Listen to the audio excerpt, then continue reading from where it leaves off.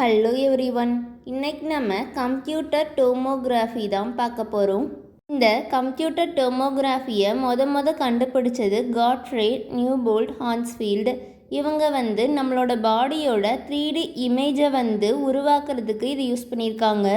ஹான்ஸ்ஃபீல்டு ஒரு biomedical engineer. இவங்க electronics and ரேடாரை use பண்ணி கம்ப்யூட்டர் டோமோகிராஃபியை 1960 உருவாக்கியிருக்காங்க. இவங்களுக்கு 1979 நோபல் ப்ரைஸ் கிடச்சிருக்கு.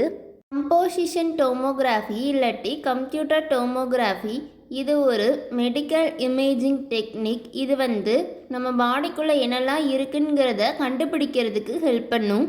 டோமோகிராஃபி ஒரு கிரீக் டேர்ம். டோமோஸ்னா ஸ்லைஸ், கிராஃபானா டிஸ்கிரைபிங்.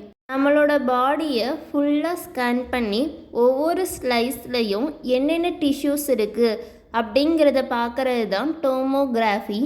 சிடி ஸ்கேன் எஸ்ரேஸை கம்பேர் பண்ணும்போது டீட்டெயில் இமேஜ் கொடுக்கும். இது நம்மளோட bones, muscle, fat, organs and blood வெசல்ஸோட டீட்டெயில்டு இமேஜ் கொடுக்கும். இது 3D இமேஜை உருவாக்கும். இந்த சிடி ஸ்கேன் அப்போ எஸ்ரே டியூபுக்குள்ளே எஸ்ரே பீம்ஸ் எல்லாம் வரும். அந்த எஸ்ரே பீம்ஸ் நம்ம பாடி மேலே படும். நம்ம பாடி அதை உறிஞ்சிக்கிறதும் அதை அப்படியே சதுர விடுறதும் நம்ம டிஷ்யூவோட டென்சிட்டி அடர்த்தியை பொறுத்து அமையும். இந்த சிடி ஸ்கேன் பண்ணுறதுக்கு எஸ்ரே டியூப் இருக்கும். அந்த டியூப் வழியாக எஸ்ரே வரும். நம்ம பாடி எந்த அளவுக்கு எஸ்ரே உறிஞ்சிக்கிடுறதுன்னு பார்க்குறதுக்கு டிடெக்டர்ஸ் இருக்கும். அந்த டிடெக்டர்ஸ் கம்ப்யூட்டர் சிஸ்டத்துக்கு கூட கனெக்ட் ஆகிருக்கும். அந்த கம்ப்யூட்டர் சிஸ்டத்தில் நம்மளை ஸ்கேன் பண்ண இமேஜை பார்த்துக்கிடலாம். Next gantry.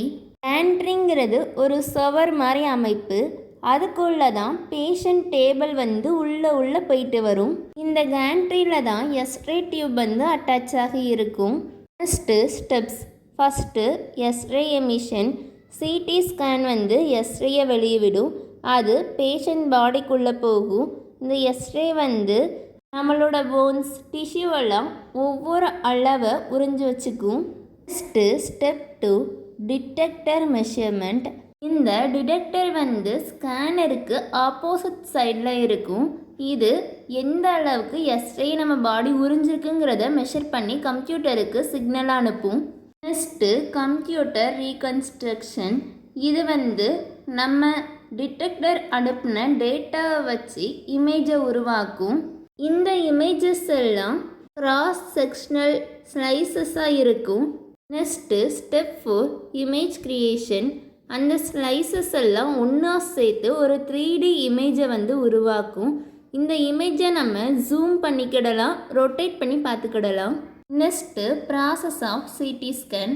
பேஷண்ட்டை டேபிளில் படுக்க வைப்பாங்க. அந்த டேபிள் கேண்ட்ரிக்குள்ளே போயிட்டு வரும். கேண்ட்ரிக்குள்ளே போகும்போது நம்ம பாடியில் எஸ்ரே படும். அது அப்சர்வ் ஆகும். அப்சர்வ் ஆனதை மெஷர் பண்ணுவோம். கம்ப்யூட்டர் இமேஜை உருவாக்கும்.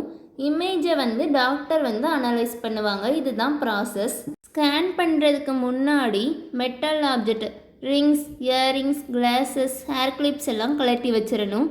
கூடவே நம்மளுக்கு கம்ஃபர்டபுளாக இருக்கிற கிளாத்தை வியர் பண்ணிக்கிடலாம். அதில் மெட்டல் பட்டன்ஸ் இருக்கக்கூடாது. சில நேரம் ஸ்கேன் பண்ணுறதுக்கு 4 to 6 ஹார்ஸ்க்கு முன்னாடி சாப்பிடக்கூடாதுன்னு சொல்லுவாங்க. நம்ம டாக்டர் கொடுக்குற இன்ஸ்ட்ரக்ஷனை ஃபாலோ பண்ணிக்கிடணும். Next 4th medications. நீங்கள் எதுக்காவது டேப்லெட் எடுத்துக்கிட்றீங்கன்னா அது எதுக்குன்னு சொல்லி நீங்கள் டாக்டர்கிட்ட இன்ஃபார்ம் பண்ணிடணும். டயாபெட்டிஸுக்கு, பிளட் தின்னஸ்க்கெல்லாம் டேப்லெட் எடுத்துக்கிட்றீங்கன்னா அதை டாக்டர்கிட்ட இன்ஃபார்ம் பண்ணணும். Next allergies.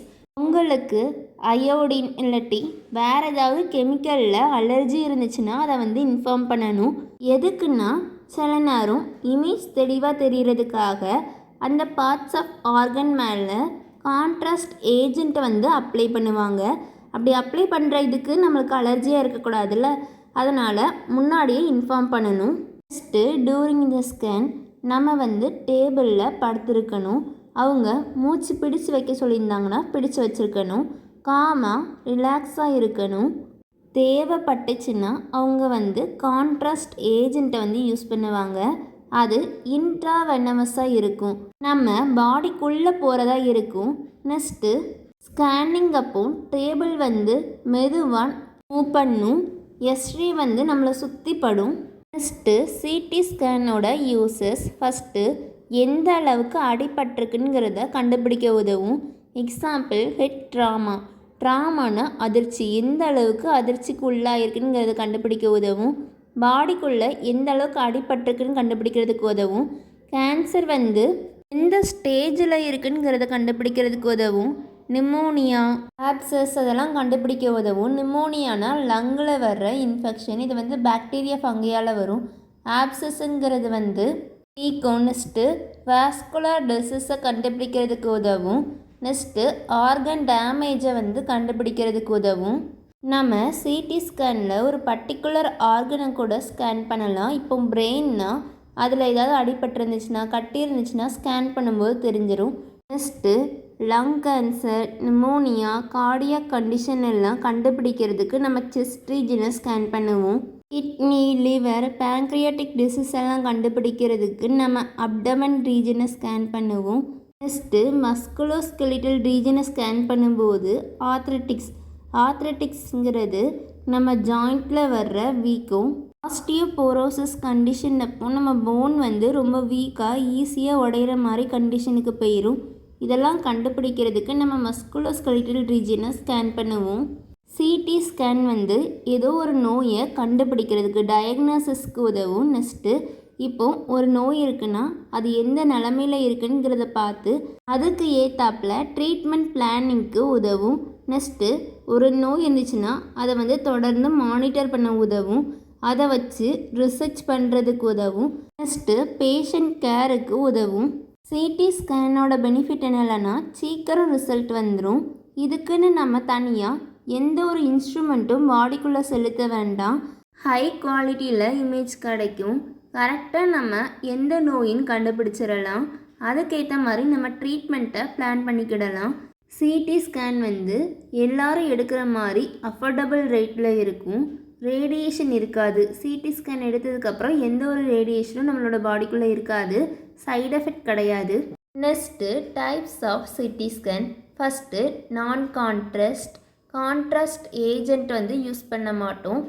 Contrast enhanced CD, இதில் வந்து டைஸ் எல்லாம் யூஸ் பண்ணி நம்மளோட ஸ்கேன் பண்ணுற ஆர்கனை ஹைலைட் பண்ணி காட்டுவோம். நெக்ஸ்ட்டு ஸ்பைரல் சிடி, இதில் வந்து நம்மளை சுற்றி எஸ்ரே இருக்கும், அதனால் நம்மளுக்கு 3D இமேஜ் கிடைக்கும். நெக்ஸ்ட்டு ஹை ரெசல்யூஷன் சிடி, இதில் வந்து நம்ம பாடியில் இருக்கிற சின்ன சின்ன ஆர்கன்ஸையும் டீட்டெயிலாக பார்க்குற மாதிரி இமேஜ் டீட்டெயிலாக இருக்கும். சிடி ஸ்கேன் க்ரீமை நம்ம கான்ட்ராஸ்ட் ஏஜெண்ட் ஆர் மீடியம்னு சொல்லுவோம். இது வந்து இமேஜ் குவாலிட்டியை கூட்டி காட்டுறதுக்கு உதவும். Types of contrast agent. First barium sulphate, இது வந்து கேஸ்ட்ரோ இன்டெஸ்டினல் ட்ராக்டை தெளிவாக பார்க்குறதுக்கு உதவும். ஐஓஎக்ஸால் வந்து பிளட் வெசல்ஸ், ஆர்கன்ஸ் எல்லாம் ஹைலைட் பண்ணி காட்டுறதுக்கு உதவும். கேஸ்ட்ரோகிராஃபின் வந்து கேஸ்ட்ரோ இன்டெஸ்டினல் ட்ராக்டையும் அப்டமினல் ஆர்கன்ஸையும் தெளிவாக பார்க்குறதுக்கு உதவும். ஓம்னிபேகுங்கிறது வந்து பிரெயின், ஸ்பைன் அண்ட் பாடியெல்லாம் என்ஹான்ஸ் பண்ணி காட்டுறதுக்கு உதவும், தூக்கி காட்டுறதுக்கு உதவும். சிடி ஸ்கேனில் க்ரீம் யூஸ் பண்ணும்போது ஹை குவாலிட்டி இமேஜ் கிடைக்கும். நம்மளால் ஒரு ஸ்பெசிஃபிக் ஏரியாவை ஹைலைட் பண்ணி பார்க்க முடியும். இது வந்து டிஷ்யூஸையும் லீசன்ஸையும் டிஃப்ரென்ஷியேட் பண்ணி காட்டுறதுக்கு உதவும். லீசன்ஸுங்கிறது டேமேஜ்டு டிஷ்யூ. அவ்வளோதான். தேங்க்ஸ் ஃபார் வாட்சிங். Don't forget to subscribe our channel. Have a nice day.